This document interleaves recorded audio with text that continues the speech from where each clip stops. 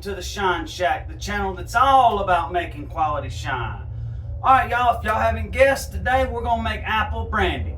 But not the same apple brandy I've made before. We're going to make a lot different apple brandy. This is part 1 of our Apple Brandy 2.0 series, guys. This series is in collaboration with Bad Motivator Legacy Barrels. Christopher Conrad, he's an awesome person. He's very knowledgeable in distilling. He helped me a lot on this apple brandy recipe. There's going to be a link in the description below. Go check out his webpage. Check out Bad Motivator Legacy Barrels. Get you a barrel, guys. These things are awesome. By far the best barrels or any kind of aging stuff that I've bought and used ever. And I've been doing this for a long time. Give you a quick glimpse at the barrels. Here's the barrel he provided to put our apple brandy in. Just under 2 gallons, guys. This is a work of art. Look how awesome this thing is.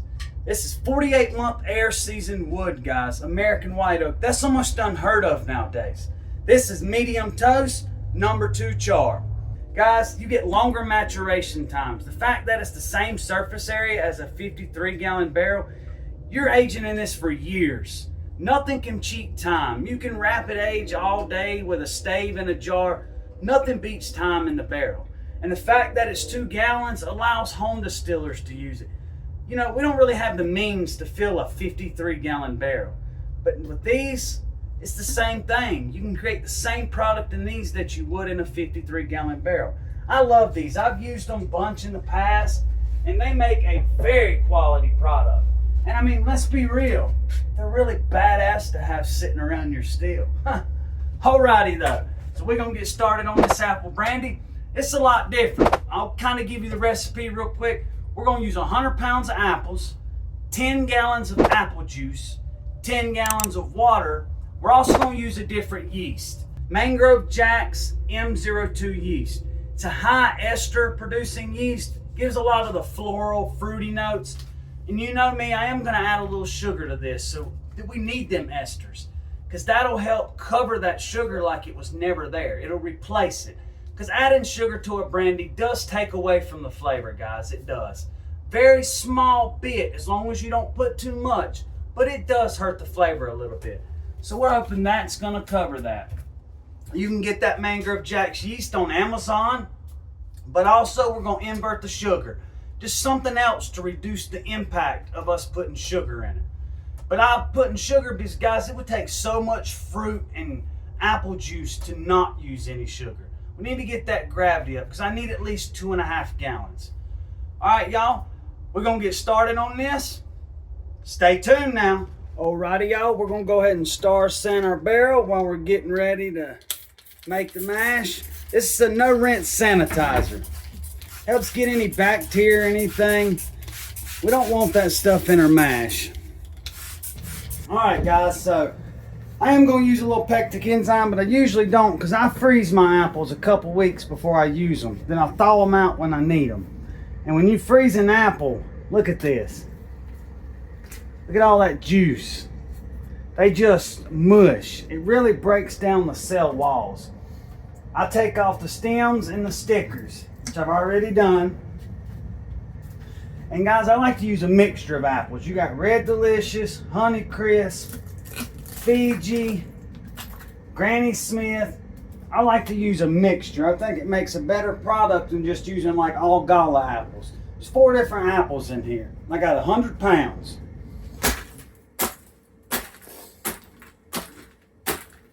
A couple ice chips down there, but that'll be all right. Yeah, this apple masher works a lot better. All right, y'all, I'm going to get these apples crushed up, and I'll be back. Hey, y'all, so we're going to dump the rest of the apples in there.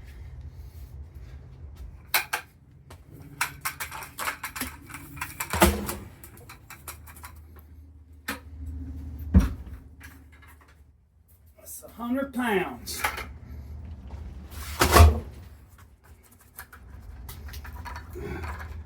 That's a lot of apples.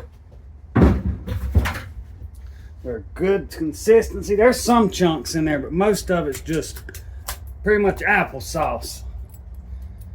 I'll definitely, when it's done fermenting, let it settle and clarify real good so it ain't a pain in the tail filtering it. We're gonna add 10 gallons of apple juice. This is just your Great Value brand apple juice. Each one's not quite a gallon. I had to buy 14 to make a little over 10 gallons. But it's no sugar added. It's 100% apple juice. Yeah, guys, you want to make sure that when it comes to preservatives in your apple juice, as simple ingredients as possible. You don't want no sorbates like potassium sorbate, none of that. It'll harm your yeast. Hey y'all, so we got all 10 gallons of apple juice added in. So this is just our 100 pounds of apples and 10 gallons of apple juice. That's all that's in here. Next, we're gonna add pectic enzyme. I gotta add 5 tablespoons. Now, when it comes to pectic enzyme, it helps break down the fruit even further. Now, when you freeze it, my opinion, it bursts the cell walls and you get most of your juice and flavor out. But I have pectic enzyme, so I'm gonna go ahead and use it. But in my opinion, you really don't have to if you don't have it. But it does help. Helps you get more flavor out of your fruit. But it's best to let it sit for 12 to 24 hours before you pitch the yeast. I'm gonna let it sit about 6 hours. And then this evening, I'll come back and I'll finish the mash. It smells awesome, y'all.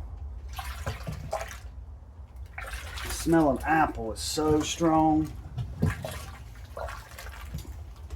There's some chunks in there, but most of it is mushed up real fine. Them chunks will help me when it's time to strain this mash when fermentation is done. And when it comes to pectic enzyme, you don't want the temperature to be really below about 90 degrees. Alrighty, so we're gonna put the lid on it.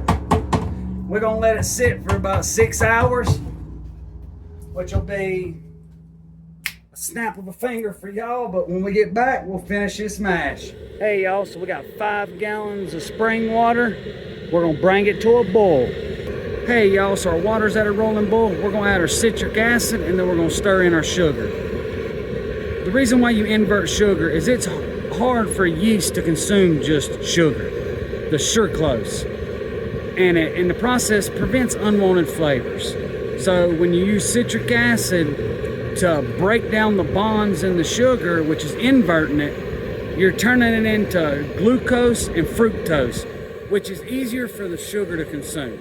That's not the scientific term, but y'all know me, I shoot it to you straight. We're gonna get our 6 tablespoons of citric acid, and this is just what you can buy at the canning aisle at Walmart or grocery store.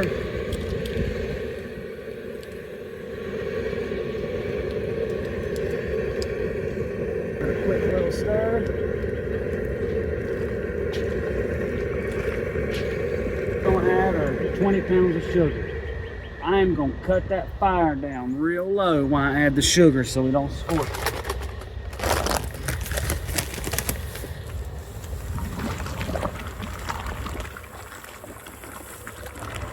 Add a little bit at a time and then stir. You don't want to scorch it. Y'all, but I'm gonna continue to stir, bring it to a simmer and let it simmer for 20 minutes. I'll be back at the end before we take it off and put it in our mash. Hey y'all, so got about 5 minutes left. As you can see, the color is starting to turn like a brown tint. That's what you want.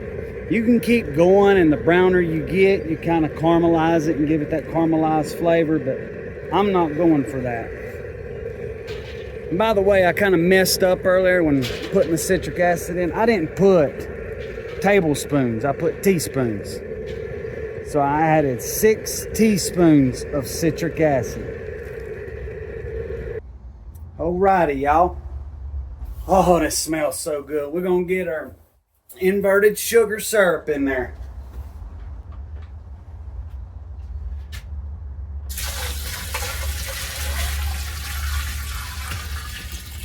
You want to be very careful when transferring over this inverted syrup. It's very hot, and if you spill this on you, it will stick to your skin. So be very careful. That's why I'm using small buckets instead of picking up that big pot. So adding this 5 gallons of this hot syrup is not going to cook my fruits, not going to cook my apples. It's just going to warm the mash temperature up. But I'm going to get the rest of this syrup in there and I'll be back. So we got all of our inverted sugar syrup in here. Let's give it a stir.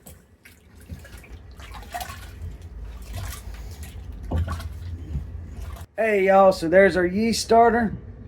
See that layer? I've stirred it a couple times, that layer of foam on top. That's what you want to see, and you can't see on camera probably, but see if you can. Yep, if you look real closely, it's all going crazy in there, like boiling. And that foam. So our yeast starter has worked. As soon as we get the rest of our water in our mash, we'll pitch the yeast. Alrighty, so we're going to top it up with the rest of the spring water.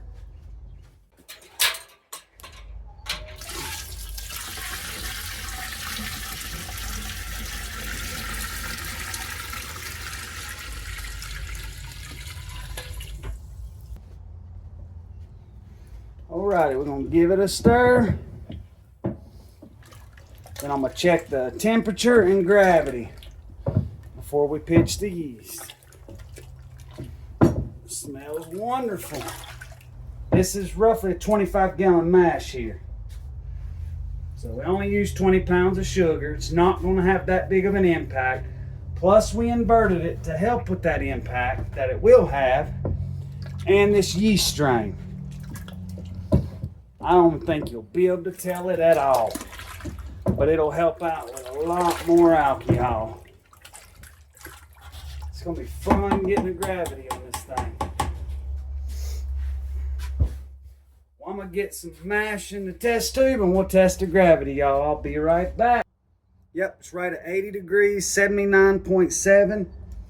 And the gravity with the temperature correction on it is sitting at a 1.069. So that's awesome. I don't like to go above 1.070 for flavor reasons, but that's awesome. That's right at 9% alcohol, potential alcohol. Make sure you're doing your temperature corrections. You can check your hydrometer and it'll tell you what it's calibrated at. Most of them's calibrated right here at 60 degrees Fahrenheit. So our gravity's perfect, and I just tasted this mash a minute ago, guys. I've never tasted an apple brandy mash that tasted this good prior to fermentation. The apple flavor, it is so much, it'll knock you back. I think this is gonna come out awesome at the other end of that still, y'all. Alrighty, y'all, so here goes our yeast. I'm gonna rinse that out. I know you beer brewers ain't liking that. We're below the fermentation temperature and it'll cool as the night goes on. So we'll give that a stir and aerate it a little bit and we'll let her ferment. This is a new yeast, so it could take, I'm thinking roughly about 10 days. But I'll come out here and check on it every morning. So I'll be back in the morning to show you how I knock the cap down every morning. Be good. We're going to put the lid on it and let it work. If it starts to get below the 54 degrees cutoff for this, I will put a heater in it. But the temperature it is here in North Carolina here lately, I don't see that happening.